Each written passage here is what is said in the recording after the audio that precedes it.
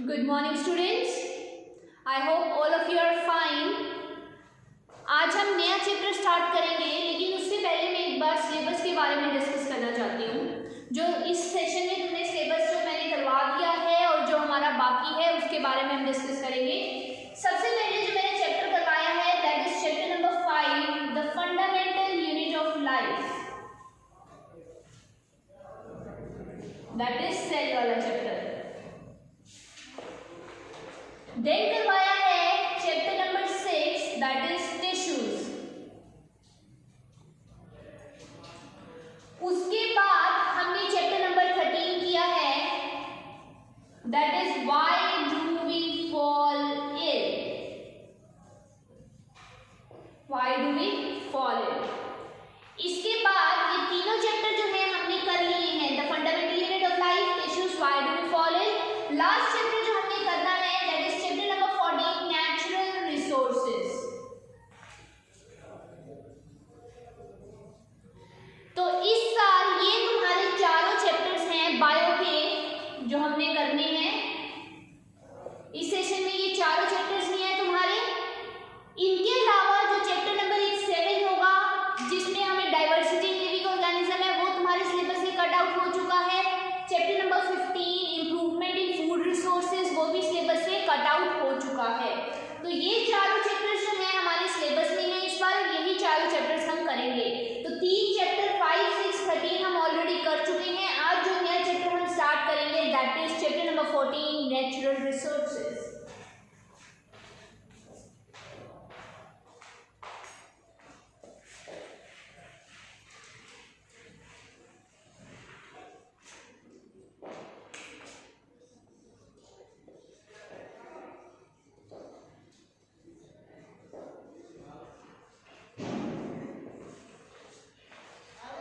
Natural resources की बात करेंगे, नाम से ही पता चल रहा है जो रिसोर्सेज हमें नेचर से मिल रही है that is called as natural resources.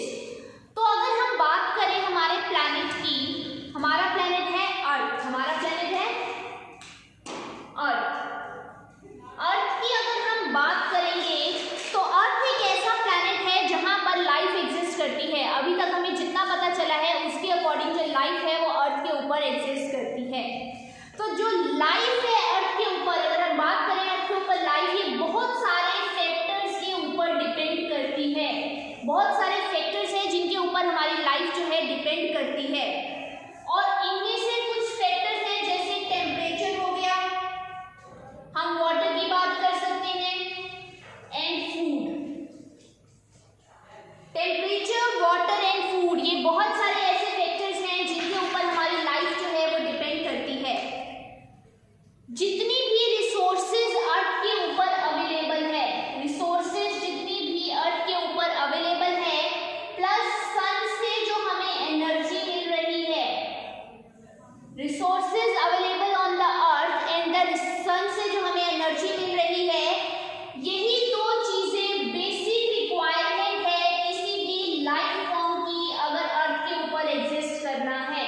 If we want to exist on the earth, अगर हमें अर्थ के ऊपर एग्जिस्ट करना है तो जितनी भी ये रिसोर्सेज हमारी फूड, वाटर, एयर, इनकी हम बात कर सकते हैं, और सन से हमें जो एनर्जी मिल रही है, ये हमारी रिक्वायरमेंट है अर्थ के ऊपर सर्वाइवल के लिए, लाइफ फॉर्म के लिए, ये हमारी रिक्वायरमेंट है। अब हमने बोला कि रिसोर्सेज हमें चाहिए।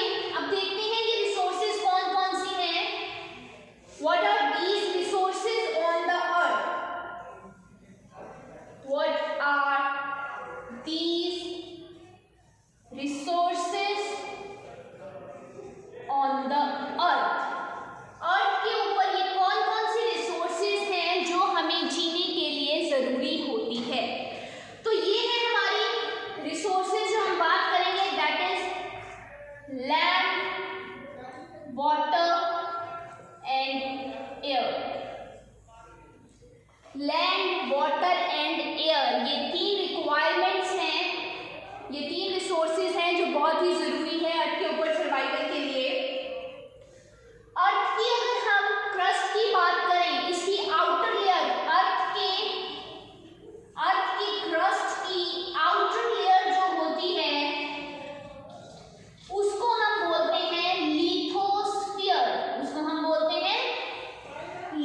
लिथोस्फीयर, जो बाहर वाली अर्थ की लेयर होती है, that is called as lithosphere. इसके बाद वाटर ने 75% अर्थ के सरफेस को कवर किया हुआ है।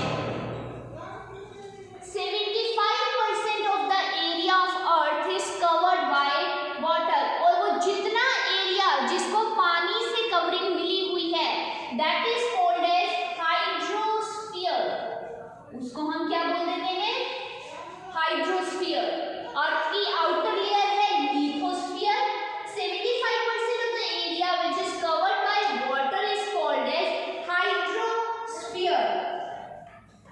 एंड द थर्ड वन जो हम बात करेंगे एयर की, हम बात करेंगे एयर ने कवर किया हुआ है अर्थ को एज अ ब्लैंकेट। ब्लैंकेट की फॉर्म में, ब्लैंकेट की तरह मतलब क्या है? चारों ओर से अर्थ को एयर ने कवर किया हुआ है, और एयर ने इसको जो कवर किया है और उस एरिया को हम बोल देते हैं एटमॉस्फेयर। उसको हम बोल देते हैं atmosphere.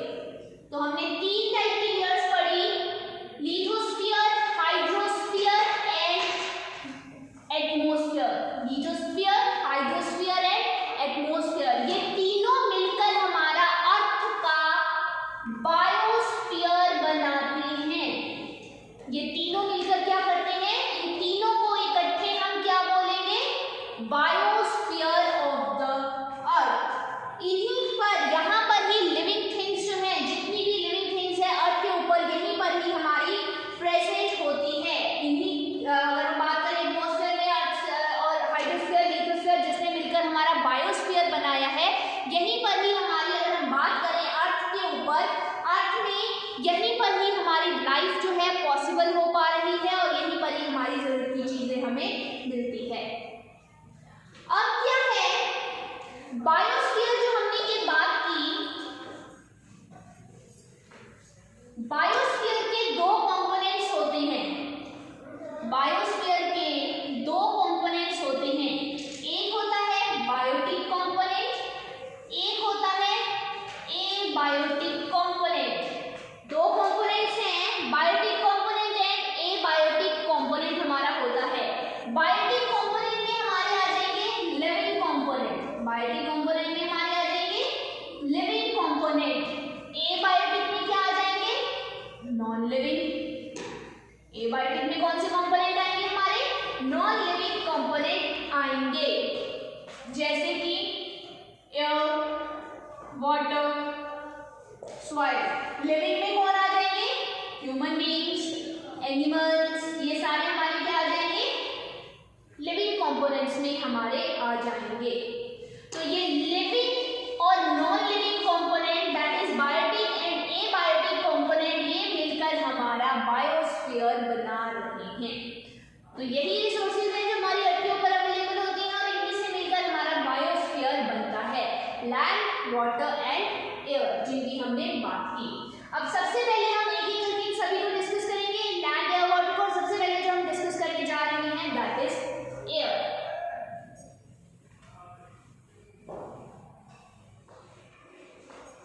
The breath of life, जिसको हम क्या बोल देते हैं? Air. The breath of life, that is air. Air की हम बात करेंगे। अब तुम्हें पता है एयर जो है वो मिक्सचर ऑफ गैसेस होता है। एयर क्या है हमारा? Mixture of gases. बहुत सारी गैसेस से मिलकर हमारी एयर बनी हुई है, जैसे कि नाइट्रोजन, ऑक्सीजन,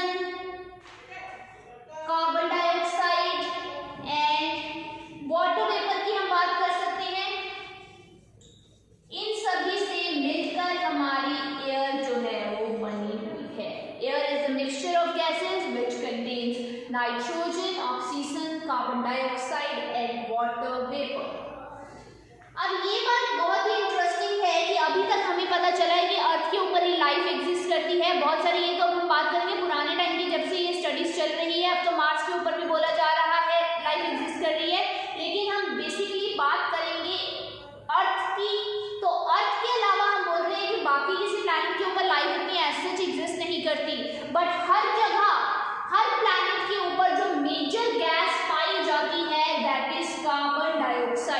मेजर गैस जो हमें देखने को मिलेगी, जहाँ पे चाहे लाइफ एग्जिस्ट कर रही है चाहे नहीं कर रही, उनके एटमॉस्फेयर में और प्लैनेट हमें देखने को मिल सकता है, CO2 हमें देखने को मिल सकता है। कौन कौन से प्लैनेट्स के ऊपर? Venus and Mars. Venus and Mars में हमारी CO2 is the major gas which is forming the atmosphere, जो एटमॉस्फेयर बना रही है। कार्बन डाइऑक्साइड जो होती है उसने अराउंड वीनस एंड मार्स पर 95 to 97% एरिया को कवर किया होता है। जो एटमॉस्फेयर का 95 to 97% of area is covered by carbon dioxide. अब कार्बन डाइऑक्साइड इतनी जरूरी है, हम बोल रहे हैं कार्बन डाइऑक्साइड ने हमारा एटमॉस्फेयर बनाया हुआ है। अब हमें पता चलना चाहिए कि कार्बन डाइऑक्साइड ऑब्टेन कहाँ से की जाती है, कहाँ से हमें कार्बन डाइऑक्साइड मिल रही है, उसकी बात करेंगे। तो जो कार्बन डाइऑक्साइड है हमारी, ये जो कार्बन डाइऑक्साइड है ये हमें किस लिए, किस पर्पस के लिए या कैसे हमारी, अगर हम यूकैरियोटिक सेल्स की बात करें, अगर हम यूकैरियोटिक सेल्स की बात करें, तो जब हम खाना खाते हैं तो खाना खाने के टाइम क्या होता है, हमारा फूड जो है हमारी बॉडी में ग्लूकोज की फॉर्म में स्टोर हो जाता है। हमारी बॉडी में क्या होता है, ग्लूकोज की फॉर्म में फूड स्टोर हो जाता है। अब जब हमें एनर्जी की जरूरत होती है, ये इस ग्लूकोज का ब्रेकडाउन होना होता है, तब हमें ऑक्सीजन की जरूरत पड़ती है। ये ऑक्सीजन क्या करता है, ग्लूकोज का ब्रेकडाउन करता है। जिस टाइम पर कोई भी लाइफ प्रोसेस चल रही होती है, ग्लूकोज जो है यूकैरियोटिक सेल की बॉडी के अंदर स्टोर हो रहा होता है, तो ऑक्सीजन की जरूरत पड़ती है for the breakdown of glucose, और उससे हमें एनर्जी मिलती है और हमारा जो प्रोडक्ट बनकर आता है दैट इज कार्बन डाइऑक्साइड हमारी प्रोड्यूस हो जाती है। ऑक्सीजन यूज कर रही है और उससे क्या हो रही है, कार्बन डाइऑक्साइड की प्रोडक्शन हो रही है। तो पहली चीज जो हमने बात की दैट इज हमारा यूकैरियोटिक सेल में ग्लूकोज के ब्रेकडाउन के लिए ऑक्सीजन की जरूरत पड़ी और जिसकी वजह से कार्बन डाइऑक्साइड हमारी प्रोड्यूस हुई। एक तो ये तरीका, ये क्या बता रही हूँ मैं, वेज जिनसे कार्बन डाइऑक्साइड प्रोड्यूस होती है। कौन कौन से तरीके हैं जब कार्बन डाइऑक्साइड प्रोड्यूस होती है, पहला हमने पढ़ लिया ये, सेकेंड हम डिस्कस करेंगे। सेकेंड जो हम डिस्कस करेंगे that is carbon dioxide produce होती है थ्रू कंबशन प्रोसेस। कंबशन की प्रोसेस से भी हमारी कार्बन डाइऑक्साइड प्रोड्यूस होती है। जब हम कार्बन डाइऑक्साइड की बात कर रहे हैं तो कंबशन की बात कर रहे हैं। कार्बन डाइऑक्साइड जो है कंबशन की वजह से प्रोड्यूस होती है, या फिर हम बोले ह्यूमन एक्टिविटीज। ह्यूमन एक्टिविटीज में क्या आ जाएगा हमारा, ह्यूमन एक्टिविटीज में हमारा आ जाएगा जब हम फ्यूल्स को बर्न करते हैं, जब हम फ्यूल्स को बर्न करते हैं तब हमारा क्या होता है, कार्बन डाइऑक्साइड प्रोड्यूस होती है। फॉरेस्ट फायर्स, जंगलों को जब जलाया जाता है, ह्यूमन एक्टिविटीज की बात कर रहे हैं तो फॉरेस्ट फायर्स की बात करेंगे, जिसकी वजह से हमारे क्या होते हैं, फ्यूल्स बर्न होते हैं और हमारी क्या प्रोड्यूस होती है, कार्बन डाइऑक्साइड हमारी प्रोड्यूस होती है। तो ये हमारे वेज हैं जिनके थ्रू हमारी क्या हो रही है, कार्बन डाइऑक्साइड की प्रोडक्शन हो रही है। तो तुमसे क्वेश्चन पूछा जाए, explain any two ways through which carbon dioxide is producing, तो पहला when we are eating something, और जब भी हमारी बॉडी में ग्लूकोज जो होता है स्टोर होता है, फॉर दैट ब्रेकडाउन, ग्लूकोज के ब्रेकडाउन के लिए हमें ऑक्सीजन की जरूरत पड़ती है। ऑक्सीजन जब यूज हो रही है तो कार्बन डाइऑक्साइड को क्या कर रही है, प्रोड्यूस कर रही है। सेकेंड चीज, during combustion process human activities, जब हम फॉरेस्ट फायर को बर्न कर रहे हैं, हम फ्यूल्स को बर्न कर रहे हैं, उससे भी हमारा क्या हो रहा है, कार्बन डाइऑक्साइड हमारी प्रोड्यूस हो रही है। अब इतनी कार्बन डाइऑक्साइड हमारी प्रोड्यूस हो रही है, यूज हो जाती है, तो हमें क्या करनी पड़ती है, कार्बन डाइऑक्साइड की फिक्सेशन करनी पड़ती है। तो कार्बन डाइऑक्साइड की फिक्सेशन के तरीके हम देखेंगे, किस किस तरह से हम कार्बन डाइऑक्साइड को फिक्स कर देते हैं। कार्बन डाइऑक्साइड की फिक्सेशन की बात करेंगे, ठीक है।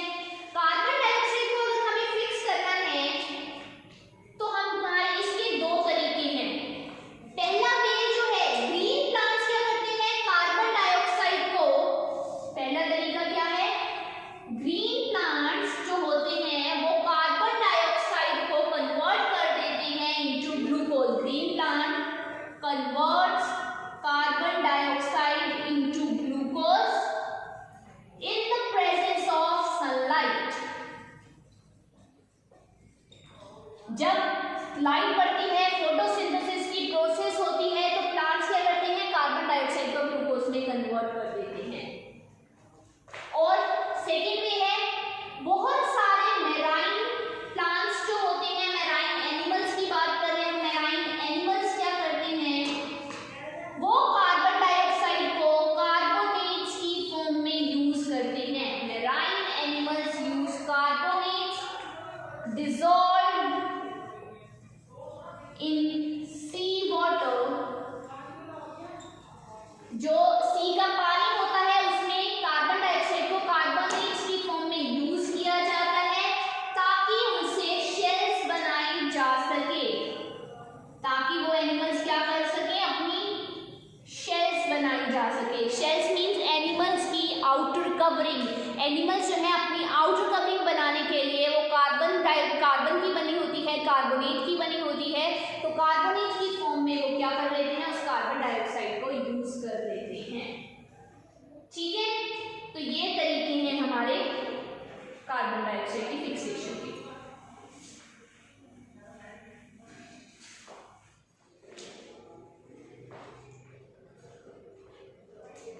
अब हम पढ़ेंगे रोल ऑफ एटमॉस्फेयर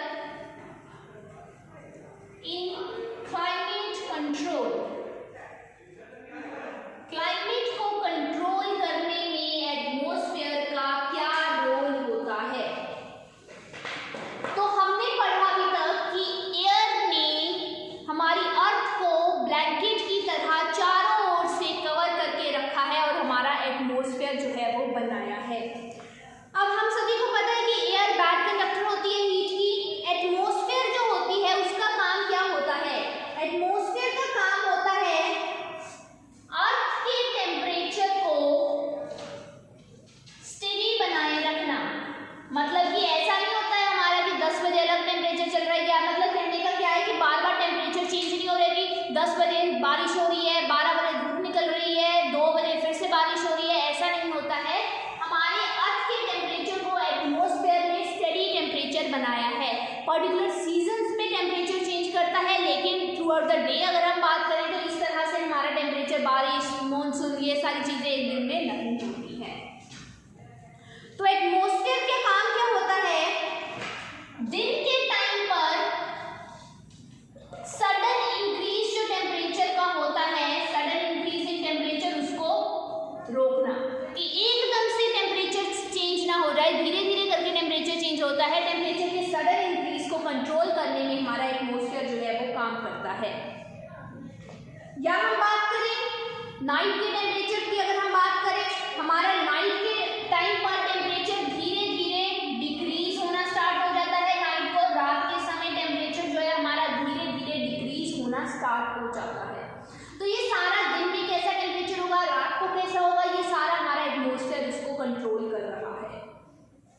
अगर हम मून पे बात करें जहां पर कोई टेम्परेचर नहीं है, मून में नो टेम्परेचर, और वहां पर थ्रू आउट जो है वो टेम्परेचर, सॉरी, मून में नो एटमॉस्फेयर, मून में जो है वो एटमॉस्फेयर नहीं होता है, तो वहां पे थ्रू आउट जो है टेम्परेचर रहता है -190 degree Celsius to 110 degree Celsius. ये मून का टेम्परेचर होता है। ये हो गया कि हमारे एटमॉस्फेयर ने क्लाइमेट को कंट्रोल करके रखा है और इस तरह से वो टेम्परेचर को कंट्रोल करता है, उसमें सडन इंक्रीज डिक्रीज नहीं होने देता है। नेक्स्ट जो है that is movement of air. The movement of air, जिसकी वजह से क्या आती है हमारी विंड। विंड की बात करें, मूवमेंट ऑफ एयर, हवा की ऐसी कैसी मूवमेंट्स चलती है जिसकी वजह से विंड्स जो हैं हमारी आती हैं। अब क्या होता है, जब कई बार बहुत ही गर्मी का सीजन होता है, बहुत ही धूप पड़ रही होती है, एकदम से अगर ठंडी हवा चलनी स्टार्ट हो जाए तो हमें कितना रिलैक्स फील होना स्टार्ट हो जाता है, और ऊपर से अगर बारिश हो जाए तो हम तो खुशी हो जाते हैं। तो इसी तरह से क्या है कि ये जो मूवमेंट्स है एयर की, यही डिसाइड करती है कि बारिश है, धूप है, कैसा मौसम होगा, ये एयर की मूवमेंट्स के ऊपर ही करता है। ये सारी जो चीजें होती हैं ये किसकी वजह से होती हैं हमारी? दीज आर द रिजल्ट है, ये जो बिट्स हैं ये रिजल्ट है of changes in our atmosphere. हमारे एटमॉस्फेयर में जो चेंज हो रहा है उसी की वजह से ये जो है हमारा विंड की मूवमेंट होती है। अब हमने कहा एटमॉस्फेयर में चेंज आ रहा है, अब हम देखते हैं एटमॉस्फेयर में चेंज कैसे आता है। सबसे पहले क्या होता है? Heating of air. एयर की क्या होती है? हीटिंग होती है। हीटिंग होती है एयर की, जिसकी वजह से फॉर्मेशन ऑफ वाटर वेपर्स। हमारा सबसे पहले क्या होता है? एयर की हीटिंग होती है जिसकी वजह से वाटर वेपर। अब तुम्हें पता है कभी भी अगर हीटिंग हो तो हीट होने से एयर के वाटर वेपर्स बनने स्टार्ट हो जाते हैं। अब ये जो वाटर वेपर है, ये जो मैं बोल रही हूँ, या फिर मैं ऐसे बोल सकती हूँ कि हमारा फर्स्ट पॉइंट है हीटिंग ऑफ एयर, सेकंड क्या होगा? फॉर्मेशन ऑफ वाटर वेपर्स हमारी देख रेस करेगी। अब ये जो हमारी वाटर वेपर्स की फॉर्मेशन हो रही है ये किसकी वजह से हो रही है? ये हो रही है हमारी formation of water vapours are due to heating of water bodies. किसकी वजह से होती है ये? Heating of water bodies and human activities. जब कोई भी वाटर बॉडी जो है, वाटर बॉडी मीन्स हमारे क्या हो सकते हैं? कोई भी हमारी जैसे सी हो गई, हमारी रिवर्स हो गई, उनकी जैसे ही हीटिंग होती है और ह्यूमन एक्टिविटीज की वजह से क्या होते हैं? हमारे वाटर वेपर्स की फॉर्म में ये हो जाते हैं। एटमॉस्फेयर जो हमारा होता है, एटमॉस्फेयर जो है हमारा हीट कैसे हो रहा है? Can be heated by the radiations. जो सन की रेडिएशंस आ रही हैं हमारी, वो दोबारा से, अब सन ने क्या किया? रेज आई, लैंड गर्म हुई, वो हमारी वाटर वेपर्स की फॉर्म में रिफ्लेक्ट हो रही है, वापस से हमारे एटमॉस्फेयर में जा रही है। ठीक है, तो ये जो है रेडिएशंस जो है, जो भी सन की रेडिएशंस आती हैं ये री रेडिएट हो जाती है, वापस से एटमॉस्फेयर में आ जाती है due to formation of water vapours. Heating होने की वजह से, अब हमने क्या कहा? सबसे पहले हमारी जो एयर चलेगी वो कैसे चलेगी? हीटिंग ऑफ एयर होने की वजह से। अब हीटिंग, जैसे ही हमारी एयर की हीटिंग होती है, जैसे ही हमारी हीटिंग होगी, जैसे ही हीटिंग ऑफ एयर होगी, उसकी वजह से करंट जो है मूव करना स्टार्ट हो जाएगा एयर के अंदर। करंट जो है सेटअप होगा इन एयर, करंट का सेटअप होगा एयर के अंदर। और ये देखते हैं कि होता कैसे है। अब जैसे अगर हम बात कर लें एक एक्टिविटी भी हम करके देख सकते हैं कि एक हमने बीकर लिया, उसके अंदर हमने कैंडल बंद कर दी, फिर हम क्या कर रहे हैं? माचिस की स्टिक लेकर आ रहे हैं वहां उसके पास, ठीक है, उस बीकर के पास। अब जैसी मूवमेंट होगी एयर की, इधर से आ रही है लेफ्ट साइड से, राइट साइड से आ रही है, जिस भी डायरेक्शन से आ रही है, या गर्म हवा आ रही है या ठंडी हवा आ रही है, उसके ऊपर डिपेंड करेगा कि वो हमारी फ्लेम जो है किस डायरेक्शन में जाएगी। तो क्या होगा? इसी तरह से हमारी होती है। अब क्या होता है हमारी जो लैंड होती है, जो लैंड होती है वो क्या हो जाती है? जल्दी गर्म हो जाती है। वो क्या होती है? हमारी जल्दी गर्म हो जाती है।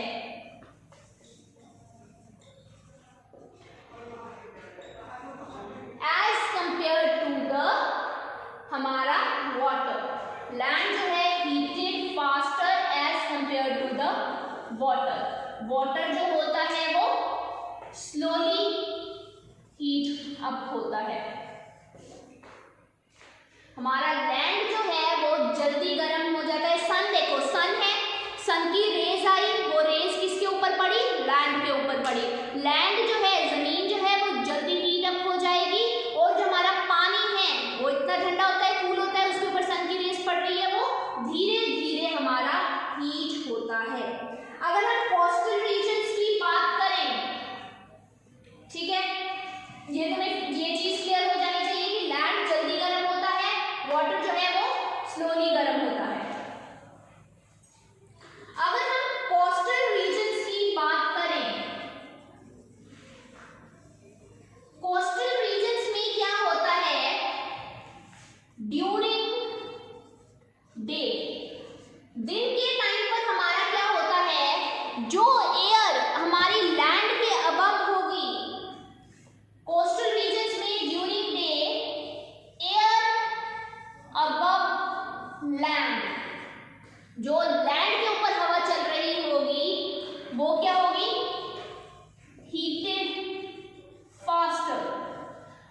जल्दी से हीट होना स्टार्ट हो जाएगी एंड स्टार्ट राइजिंग, मतलब ऊपर की तरफ वो राइज होकर जाना स्टार्ट हो जाएगी। और जिसकी वजह से region of low pressure is created. Land है, हवा चल रही है, लैंड के ऊपर की हवा जल्दी गर्म हो जाएगी और वो राइज करना स्टार्ट कर देगी और लो प्रेशर वाला रीजन एक क्रिएट कर देगी। अब जब लो प्रेशर वाला रीजन क्रिएट होगा तो क्या होगा, मूवमेंट ऑफ एयर होनी स्टार्ट हो जाएगी। मूवमेंट होगी एयर की इन रीजन्स में, लो प्रेशर से हाई प्रेशर वाले रीजन में movement of air take place करेगी, movement of air take place करेगी, जिसकी वजह से विंड चलेगी, जिसकी वजह से क्या होगा, हमारी विंड चलना स्टार्ट हो जाएगी। तो ये फिनोमेनन हमारा होता है इसके लिए मूवमेंट ऑफ विंड। अगर पूछा जाए विंड की मूवमेंट कैसे होती है तो कोस्टल रीजन्स के अंदर, कोस्टल रीजन्स में दिन के टाइम पर एयर लैंड के ऊपर होगी, वो हीट करेगी फास्टर, राइज करना स्टार्ट करेगी, एक लो प्रेशर का रीजन क्रिएट करेगी, जिसकी वजह से एक लो प्रेशर से हाई प्रेशर के रीजन्स में ये हमारी क्या होगी, एयर की मूवमेंट होना स्टार्ट हो जाएगी, जिसकी वजह से हमारी विंड कॉज करेगी। ये तो हमने दिन के टाइम पढ़ा। और दिन के टाइम पर डायरेक्शन जो वुड की होगी, दिन के टाइम पर, ये जो दिन की बात कर रही है, डायरेक्शन जो विंड की होगी वो होगी सी से लैंड की तरफ। जो हमारी दिन के टाइम पर मूवमेंट होगी, दिन के टाइम पर जो हमारी मूवमेंट होगी that will be from sea to land, sea से लैंड की तरफ होगी। इसी तरह क्या होता है नाइट के टाइम पर, इसका उल्टा हो जाएगा। ये तो हमने दिन के टाइम पर पढ़ लिया, नाइट के टाइम पर क्या होगा, हमारा उल्टा हो जाएगा। बोथ लैंड एंड सी जो है, लैंड और सी दोनों कूल होना स्टार्ट होंगे। अब क्या होगा नाइट के टाइम पर, नाइट के टाइम पर हमारा क्या होता है, नाइट के टाइम पर हमारी जो लैंड है वो जल्दी फास्ट हमारी क्या करना स्टार्ट हो जाती है, कूल होगी। लैंड जो है फास्ट कूल होगी और हमारी जो वाटर है वो स्लोली कूल होगा। नाइट के टाइम पर लैंड फास्ट कूल करेगी, वाटर जो है वो हमारा स्लोली कूल करेगा। ठीक है, तो इसीलिए एयर अबव वाटर जो होगी वो वार्मर होगी और एयर अबव लैंड जो होगी वो कूलर होगी।